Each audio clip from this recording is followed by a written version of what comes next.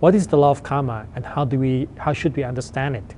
There is a lot of confusions over the law of karma concept. Number one, the law of karma wasn't invented by the Buddha. It was discovered by the Buddha. It's one law of the nature that already existed. And anybody who reaches that state of enlightenment can see the whole process of karma. So the karma is something that we can prove by ourselves, not just to listen to the others' words. But it's not legislated or set by the Buddha or any person. It's something that happens right there. So the meaning of the word karma is action with intention. Everything that we do creates consequences. So when it comes to the law of karma, it means what goes around comes around. Whatever we do, whatever seed that we planted, it will grow to be the fruit in the future. So every cause will carry the effects or the consequences. That basically means the law of karma. Everything that has a cause always delivers an effect, which means no action goes to vain. Most of the time, people tend to think of karma as personality, and that is wrong. Just because I did something not nice doesn't mean I'm a bad person. The world doesn't work that way. But when we talk about bad karma, we tend to talk about bad personality, but it is not like that. So, let me take it this way. When you try to understand the law of karma, take it like this. If you plant rice, you will get rice. If you plant bean, you get beans. If you plant apple, then you get apple. Whatever seed or plant that you put there, it will grow to be that particular tree and give that fruit later in the future. So that's how it works. But let's say if good karma is rice and bad karma is bean. Each day we grow both types of plant at all times. When you get up in the morning, rice and shiny, you are in a very good mood, right? You feel happy, you feel calm, you speak so nicely to everybody. But then you get in your car, start commuting to your work, seeing traffic congested and getting very hectic, you get more upset. You started to yell at people, right? So meaning that you now plant different seed. So in the whole day, we plant different things, plant different types of seed. So they are a combination of positive and negative one. But the hard part is that we don't know how these effects gonna come into our life, because it doesn't work like rice and bean. If you plant rice, within 3 months you can harvest the rice and get a lot of crops. But if you plant apple, it may take 3 years for the apple tree to give fruit. But the fruit will be there for another 10 years. Which is different from rice. So karma is very hard to understand in that sense that I don't know whether the fruit that I'm planting today will give, it should be given tomorrow, but it doesn't work that way. So it may be some years in the future. And that's why people tend to forget about their karma, because sometimes the effect is very long and they can't see it yet. Not to mention that when something happens, it's a combination of karma into one effect. It could be a combination of positive and negative combined together. So for example, like when you have trouble, but at the same time you have somebody to help you out. So it's a combination of the bad karma that you have in the past, do something bad against somebody, but you also have the good karma of helping others. So those things combined become that situation to your life.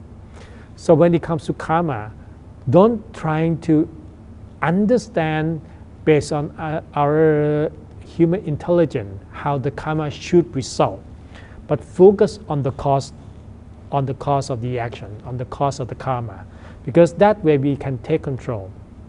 So when it comes to understanding of the karma, number one, you are who you are today, because everything that you did from the day you were born until yesterday, which means what's going to happen on the last day of your life will be the accumulation of result of your action from today until the final day.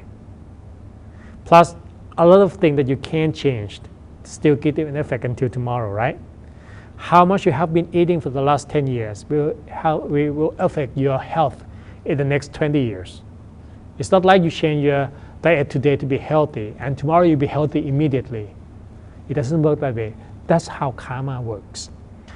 When you add little time frame of lifetime in front and at the back, then you get this whole scenario of the karma. What happened to me today, it could be the result of the karma I did 10 lifetimes ago, 20 lifetimes ago, combining with my action yesterday. And it continues to give the effect into future life too. So by understanding the karma, one of the most important notions is that we can design our life. We end up understanding life is both predestined and can be designed on choice of free will. It's predestined based on our past karma. Whatever we have done in the past, we can't erase it, we can't undo it. So don't try to undo it. Forget about it. Take it as a lesson. Focus on today so that we can grow into the better state in tomorrow. And that's how we design our future. And that's why even though it's predestined by our past karma, we can always influence it and change it to be more positive later on. So when we know that this is how the law of karma works, we can work around it. We can manage our life. We can take control of our life. Who you want to be, what do you want to be in the future, it's a matter of choice and course of action that you got today. So that's what it means by the law of karma. The rest is the details of different karmas and how it gives effect in different types of things. But most importantly, it comes down to positive and negative. Another part of the karma is the karmic connection. When we do any actions, we don't just do it alone, it affects others. For example, if I yell at somebody, it's not because of me yelling and the effect will be on me, but when I say bad things at someone, that person feeling hurt. That person despise me, hate me, want to retaliate. So it becomes this karmic connection between two of us. Let's say if I hit you, then you want to hit me back. And if you hit me back, then I want to hit you back again. So this gonna keep continuing like this, and it creates this bond, this karmic karma for two parties to continue retaliate with each other all the time. So that's why whenever we realize this karmic connection that we got from the law of karma, one of the most important that we can do is to forgive. The moment that we forgive is the moment that we cut that karmic connection with that person.